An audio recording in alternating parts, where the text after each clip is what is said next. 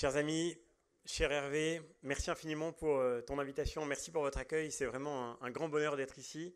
Et je voudrais te dire à quel point je mesure l'honneur que tu me fais de m'associer à cette fête de la pomme, à cet événement rituel. Je crois qu'on a besoin de rites aujourd'hui et on a besoin de se retrouver aussi pour pouvoir partager nos inquiétudes, tu viens de le faire, mais aussi nos espoirs parce que tu l'as dit, nous n'avons pas de raison de désespérer, bien au contraire. Et ici, je crois qu'on est bien placé pour le savoir en particulier. Ce sera peut-être la dernière fois que je volais, en effet. Mais même si c'était le cas, ça valait le coup pour être là. Même s'il fait quand même objectivement beaucoup moins chaud ici que dans le Caucase. Mais enfin, on est bien quand même en Normandie. C'est vraiment une joie de vous retrouver tous. Je ne veux pas citer à nouveau tous les élus qui sont là, mais leur dire le bonheur que j'ai de pouvoir les retrouver, qu'ils soient normands ou d'ailleurs, et de retrouver en particulier mes deux collègues de la délégation française du Parlement européen, Agnès, qui est vice-présidente de notre délégation, avec qui nous avons mené campagne tout au long de l'aventure de 2019, avec qui nous avons partagé ce mandat européen, avec ses difficultés, avec ses combats, avec ses succès parfois. Et puis, bien sûr, Nathalie qui, au sein des centristes, incarne cette sensibilité au sein de la délégation française du PPE. Et je crois pouvoir dire qu'avec notre équipe, nous étions bien sûr peu nombreux, moins nombreux que par le passé, mais je crois pouvoir dire qu'avec notre équipe, avec le lien qui nous a soudés tout au long de ces années, nous aurons, j'espère, essayé d'être à la hauteur ensemble de la confiance que vous nous aviez témoignée, essayé en tous les cas d'apporter à notre pays les nouvelles, les bonnes nouvelles dont il avait besoin pour pouvoir croire à nouveau dans sa place dans l'Europe, dans son action européenne. Agnès, tu t'es engagée fortement sur les sujets d'environnement, et puis en commission des affaires économiques, ces sujets d'environnement qui te lient avec Nathalie, puisque vous étiez toutes les deux dans la commission de l'environnement, qui aura été au centre de ce mandat, ce Green Deal qui a été le cœur de la politique européenne. Nous sommes évidemment, et nous avons dû nous battre pied à pied contre les délires de décroissance dont Hervé parlait à l'instant. Nous sommes inquiets de voir à quel point cette idéologie finit par mettre en danger notre vie économique, notre prospérité de demain, nos libertés, mais nous avons tout à fait conscience de la nécessité d'engager ce tournant écologique dans le sens du pragmatisme, dans le sens des résultats.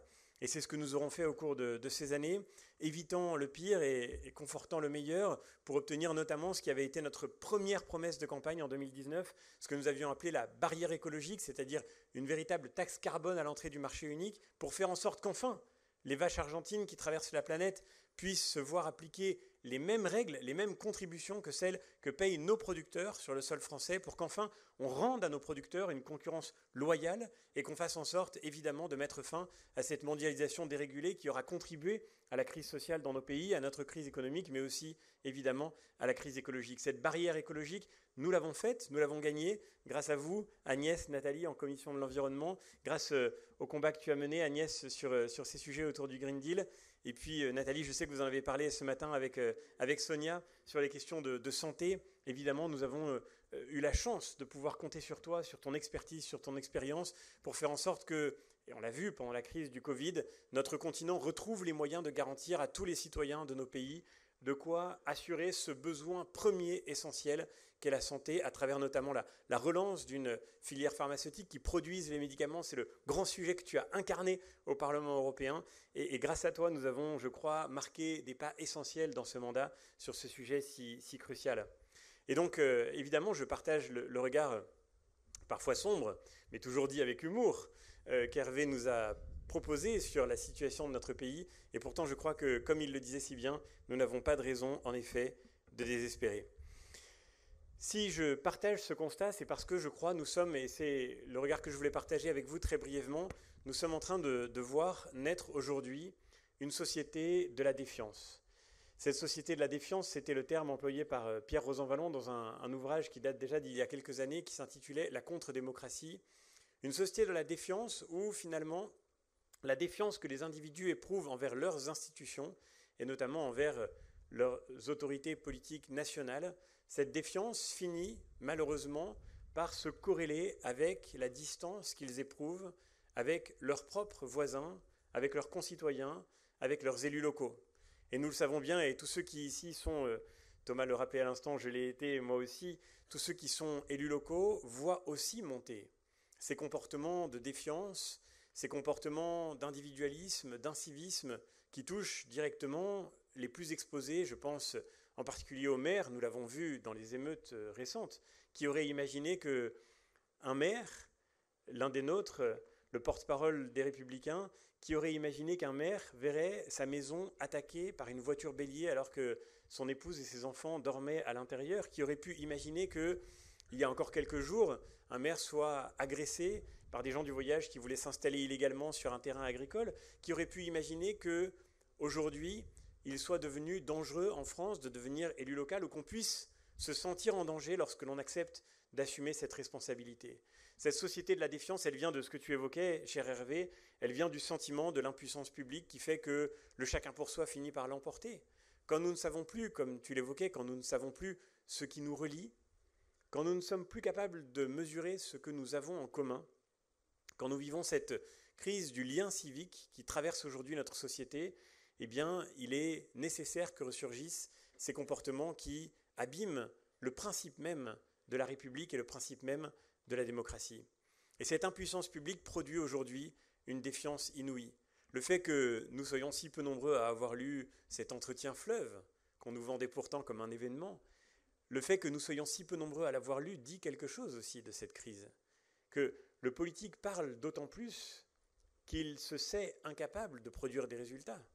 Il est d'autant plus grand diseux qu'il est d'autant plus petit faiseux. Et effectivement, dans cet excès de communication, il y a une forme d'indifférence qui naît de distance. Nous voyons tant de nos concitoyens qui décident de vivre désaffiliés, à l'écart de la politique, comme si la politique ne les concernait plus, comme si elle ne les regardait plus, comme s'ils n'avaient plus rien à en attendre ni à en espérer.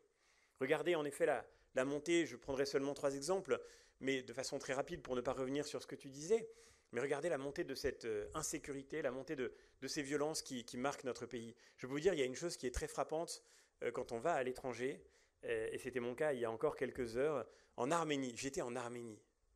Imaginez, mes chers amis, l'Arménie, un pays qui en 2020 a connu une guerre lancée par un autre État contre le territoire de son pays, un pays qui risque à chaque instant de basculer à nouveau dans la guerre, qui est aujourd'hui au cœur de ce Caucase dont les plaques tectoniques sont extrêmement mouvantes et instables. Eh bien, en Arménie, mes chers amis, je rencontre des Arméniens qui me disent « Ah oui, je suis déjà venu en France, mais qu'est-ce que c'est dangereux !» Et de fait, tous ont une histoire à raconter, tous ont vécu l'expérience de cette insécurité qui aujourd'hui fait que dans l'esprit du monde entier, la France est devenue un pays où il faut prendre ses précautions. Un pays dans lequel on ne peut plus être sûr de ce qui nous arrivera dans l'événement qui rassemble le plus de monde, comme dans la ville la plus fréquentée, dans les rues les plus passantes. Regardez le bilan de cet été terrible. Et tu le disais, cher Hervé, il y a quelque chose d'indécent quand on est en charge de la sécurité à se préoccuper d'abord de sa trajectoire personnelle lorsqu'on sort de cet été.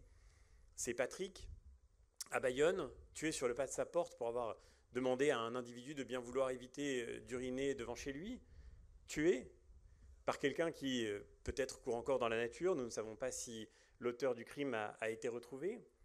C'est Fayed, ce gamin de 10 ans, tué d'une balle perdue à Nîmes, 10 ans. Rien que ce geste, rien que cette situation, rien que cet acte devrait révolter un pays tout entier. Et chers amis, j'ai peur de le dire, mais nous avons fini presque par nous habituer.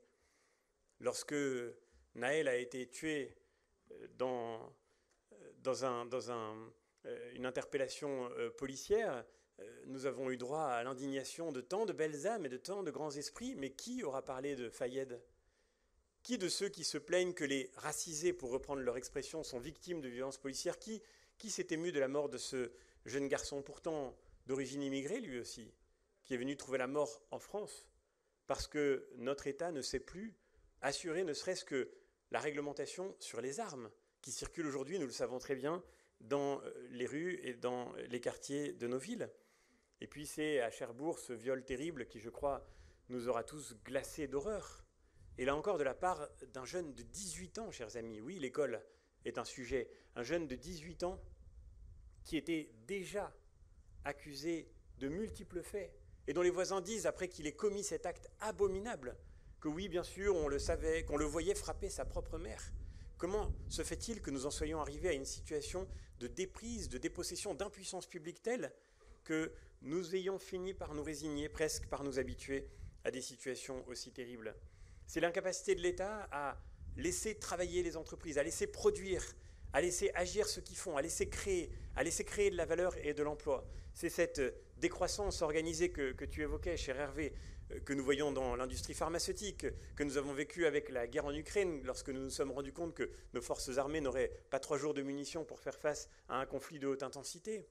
C'est cette question de l'agriculture que tu soulevais, puisque nous sommes à la fête de la pomme. Chers amis, je me suis replongé dans les statistiques de la pomme. Je me suis dit, c'est l'exemple le plus approprié. Est-ce que vous saviez que la France a perdu 1,5 hectare de production de pommes par jour pendant les 10 dernières années, par jour? Et parfois, on accuse l'Europe d'être responsable de ces malheurs.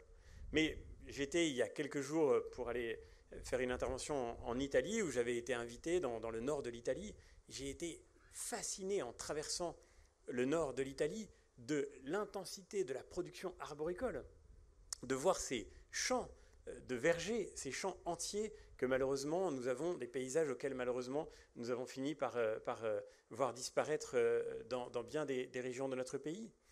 Et ce n'est pas d'une certaine façon de la faute de l'Europe, ou pas seulement de la faute de l'Europe, mais d'abord de la faute de cette naïveté française en Europe, qui fait qu'en effet, à force de surtransposer, à force d'interdire à nos agriculteurs ce qui est permis partout ailleurs, à force de fixer des règles, des contraintes, des normes de plus en plus compliquées, nous avons découragé le travail, nous avons découragé la création, nous avons découragé la production, et que nous nous trouvons aujourd'hui dans cette situation inouïe où la France, depuis 2019, est pour la première fois depuis des décennies déficitaire commercialement sur sa balance agricole. La France importe plus de biens agricoles qu'elle n'en exporte, et je crois qu'il y a là évidemment quelque chose à l'échelle de l'histoire de notre pays comme un scandale majeur. Et puis, le dernier exemple que je voudrais citer, c'est celui de l'école, parce que je crois qu'il est fondamental.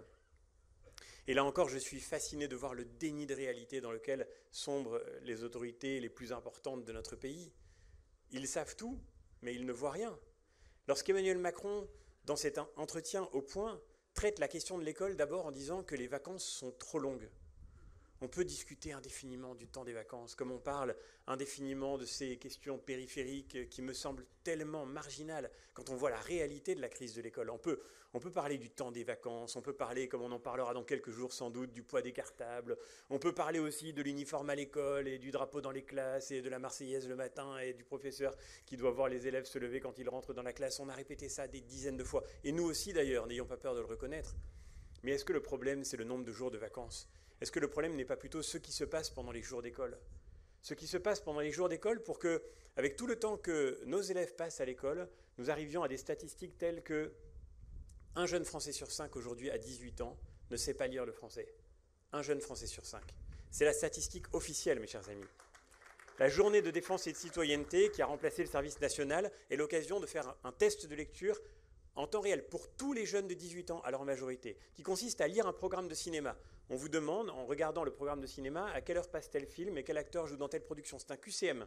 Il n'y a pas de compréhension, c'est de la lecture. Eh bien, cet exercice représente chaque année, bon an, mal an, une difficulté insurmontable pour entre 19 et 21% des jeunes Français interrogés. Et l'immense majorité d'entre eux sont évidemment nés en France, ont passé donc des années sur les bancs de nos écoles. Est-ce que le sujet, c'est le poids des cartables et le nombre de jours de vacances ? Est-ce que le sujet n'est pas plutôt de commencer d'abord par s'interroger sur la cause de cette faillite majeure ? Et la cause de cette faillite majeure, c'est d'abord que nous avons renoncé à transmettre la connaissance, que nous avons renoncé à transmettre le savoir. Nos élèves sont les derniers d'Europe en mathématiques, les derniers de toute l'Europe en mathématiques. C'est l'enquête Teams qui est parue il y a 2 ans qui nous l'a dit. Elle aurait dû provoquer un électrochoc national, cette enquête. Les derniers, cher David, les derniers de toute l'Europe. Nous sommes derrière la Slovénie, derrière la Bulgarie, derrière la Pologne. Je ne dis pas ça du tout pour montrer quelque condescendance que ce soit à l'égard de ces pays, mais ces pays-là, reconnaissons-le, ils sont sortis du bloc soviétique il y a 30 ans. Ils ont des capacités publiques bien inférieures à celles que notre État mobilise. Nous avons par ailleurs l'État qui prélève le plus de prélèvements obligatoires de tous les pays de l'OCDE. Et dernier élément, qui donne à l'éducation le premier budget de l'État. Même du point de vue du contribuable, il y a quand même un problème de service rendu. On est a priori l'État qui donne le plus de moyens sur les prélèvements les plus importants à l'éducation et qui arrive avec les élèves qui sont les derniers de toute l'Europe en mathématiques.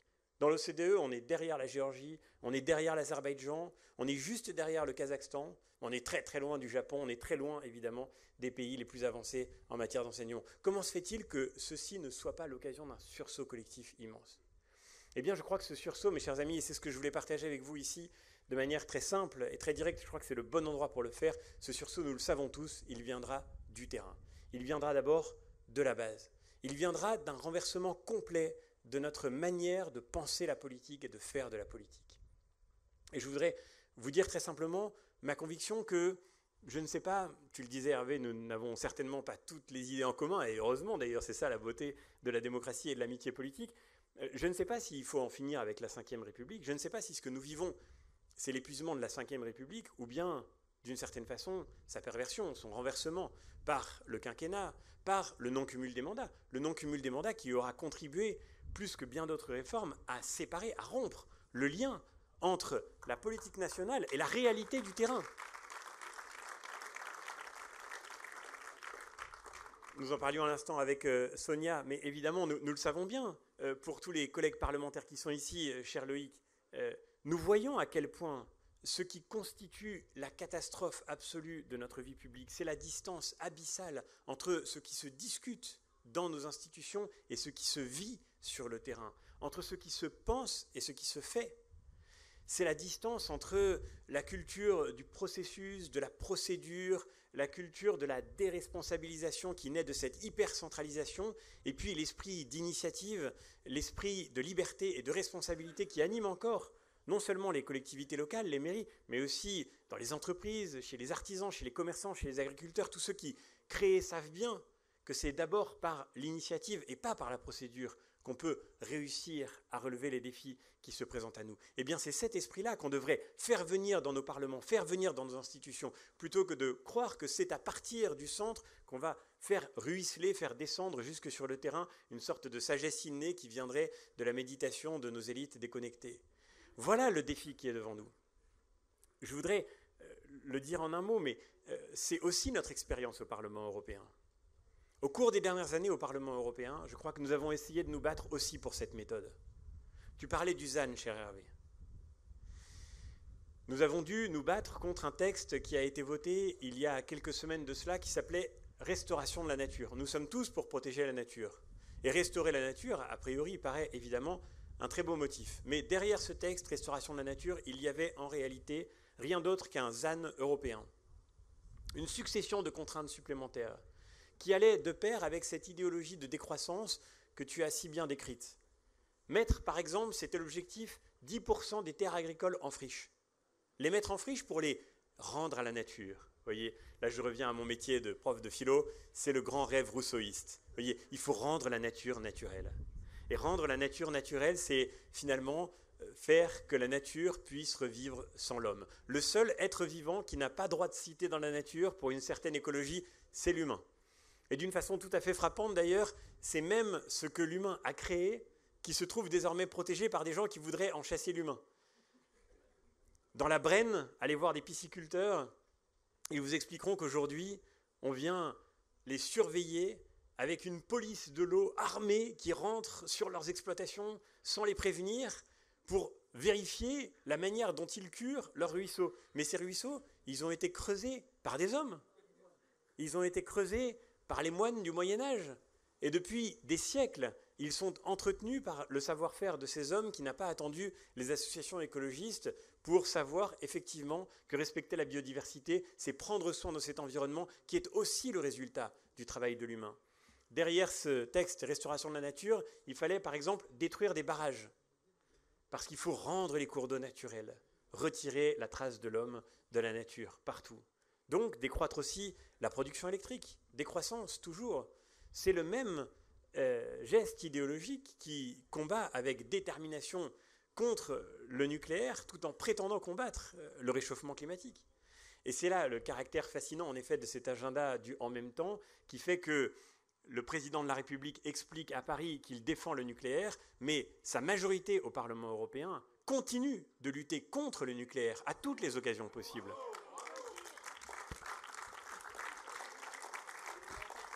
Quand j'ai déposé un amendement, mes chers amis, dans la commission ITRE, où j'essaye de seconder humblement mes collègues qui travaillent sur les sujets environnementaux, quand j'ai déposé un amendement dans la commission chargée des questions d'énergie, pour que, dans le plan de relance européen sur l'énergie, 210 milliards d'euros, plan de relance européen, 210 milliards d'euros, qui avait exclu a priori l'énergie nucléaire. On se demande bien pourquoi.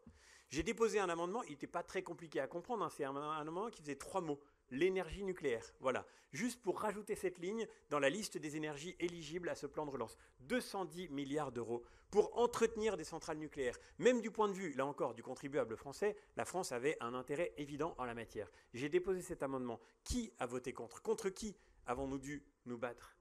Nous avons gagné cet amendement, contrairement à tout ce qu'on nous avait prédit. On m'avait expliqué que ça ne marcherait jamais, qu'on allait prendre une raclée et que ça allait être une catastrophe. On a été convaincre, un par un, patiemment, des socialistes tchèques, des conservateurs lituaniens. Il a fallu aller voir des écologistes suédois. Il a fallu aller voir des membres de l'extrême gauche portugaise. Tous ces gens-là avaient évidemment envie de comprendre, étaient capables d'entrer dans une logique, étaient capables d'accepter qu'il y avait un sens à considérer que pour pouvoir lutter contre le réchauffement climatique, il faut faire avec toutes les sources d'énergie décarbonée. Et avec ce travail patient pendant des mois autour de cet amendement de 3 mots, nous avons gagné une majorité et cet amendement a été adopté. Mais il a été adopté à quelques voix près et malgré le fait que les députés de La République En Marche ont tous voté contre cet amendement, ont tous voté contre l'énergie nucléaire. Et ça, mes chers amis, vous voyez, c'est cette ambiguïté, cette ambivalence qui fait qu'en effet, aujourd'hui, la société de la défiance ne cesse de se propager. Parce que nous organisons notre propre fragilité. Parce que nous organisons aussi la confusion du débat public, la confusion de la vie démocratique. Et tous ceux qui savent ici, les maires comme Joël Bruno, tous ceux qui savent ici, les présidents de départements, les présidents d'intercommunalités, tous les élus locaux savent à quel point la confiance repose d'abord sur la clarté. Ce dont nous avons besoin, c'est d'un changement de méthode. C'est de reconstruire la confiance. Reconstruire la confiance, ça veut dire ne pas fixer des règles incompréhensibles au niveau européen qui devront s'appliquer dans le détail millimétrique sur le terrain à la fin. C'est ne pas, par exemple, comme dans le texte sur la rénovation énergétique des bâtiments qui nous a été soumis, et tu parlais tout à l'heure de l'explosion des prix de l'immobilier, je crois qu'il viendra aussi, ce problème de logement, de ces règles environnementales complètement inapplicables. Dans le texte sur la performance énergétique des bâtiments, on nous a proposé de fixer une norme pour le nombre de places de vélo par mètre carré construit.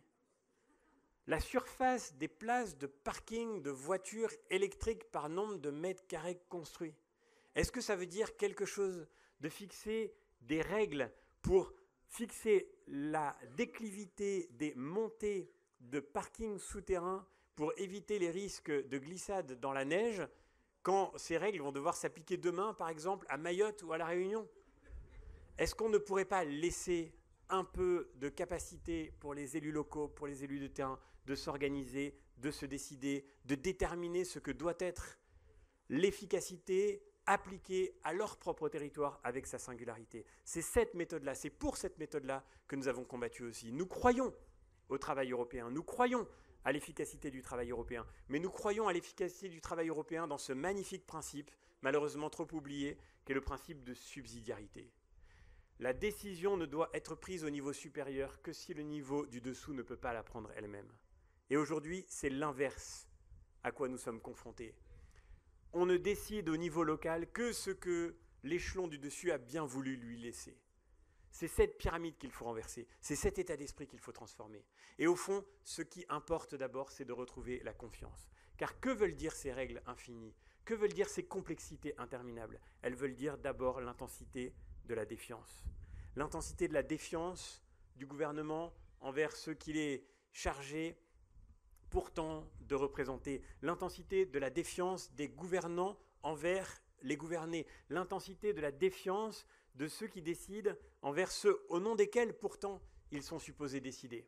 Et cette défiance-là, elle produit ce caractère millimétrique, asphyxiant, intenable, intolérable même, invivable. Une blessure pas seulement pour la capacité d'action, d'initiative et d'engagement, mais une blessure pour la dignité de ceux qui veulent pouvoir reprendre la main sur leur destin, de ceux qui veulent juste pouvoir rappeler qu'ils sont libres et responsables et qu'ils savent décider pour eux-mêmes, qu'ils savent décider comme maire pour leur commune, comme élus départementaux pour leur département, pour leur territoire, comme présidents de région, comme élus régionaux, pour leur région, qu'ils savent, peut-être mieux que ceux qui sont au-dessus et qui sont loin, ce qui est bon pour le territoire qui leur a été confié. Cette confiance retrouvée, mes chers amis, c'est la seule voie, c'est le seul chemin pour revenir vers une démocratie qui fonctionne, vers une démocratie apaisée. Et pour répondre à cette question qui nous taraude en effet, tu le disais, cher Hervé, qu'est-ce que nous avons en commun? Qu'est-ce qui nous relie encore?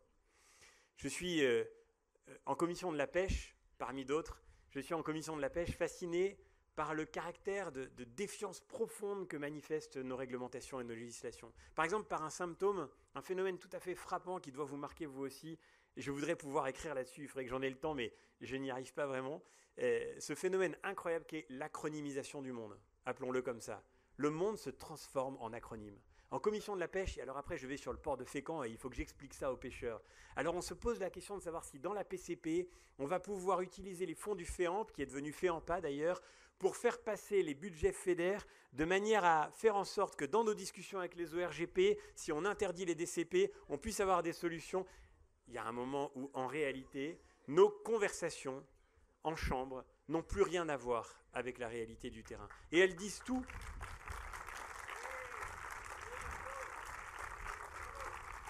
Et ces conversations disent tout finalement de ce que nous avons décidé peut-être, de ce que nos dirigeants ont décidé de confisquer en réalité la décision publique derrière une apparence de technicité pour éviter que ceux qui sont les premiers acteurs et les premiers concernés ne puissent véritablement contribuer à cette décision partagée.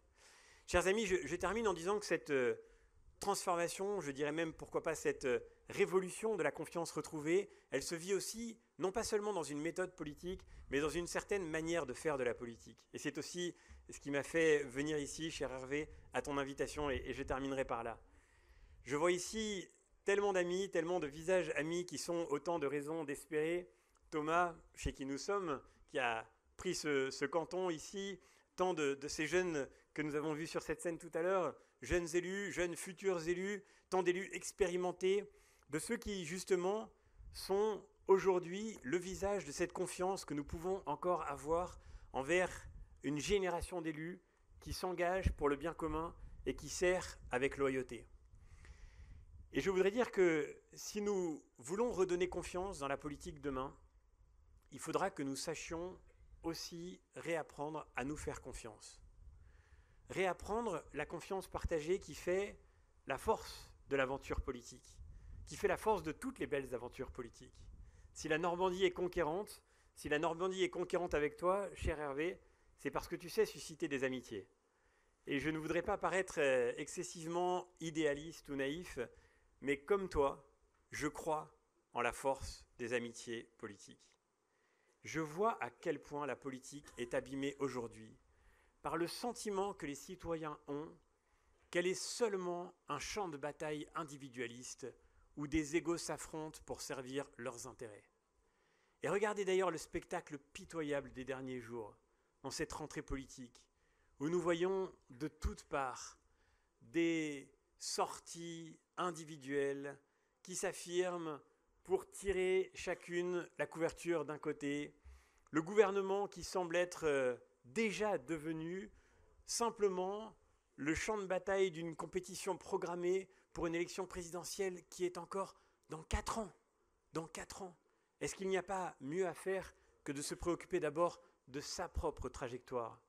Nous voyons que partout ces rentrées politiques sont l'occasion d'affirmer des ambitions, de présenter des scénarios, de faire du billard à 5 bandes. Et il y a encore, je le voyais en arrivant dans l'avion maintenant, une ancienne candidate à la présidentielle qui va dans l'université d'été d'un autre parti que le sien dire qu'elle veut bien être candidate pour la gauche tous ensemble. Qu'est-ce que vous voulez que les Français réussissent à retirer de tout cela, sinon un profond écœurement? Eh bien ici, à la fête de la pomme, je crois que nous sommes venus pour dire autre chose. Nous sommes venus dire que nous croyons que la politique peut être autre chose qu'une compétition individuelle. Et nous sommes venus dire que la reconstruction de notre propre proposition politique, de notre sensibilité politique, avec les nuances que nous représentons ici, centristes, républicains, ça ne nous a pas empêchés, cher Loïc, de partager des combats communs importants sur des sujets essentiels.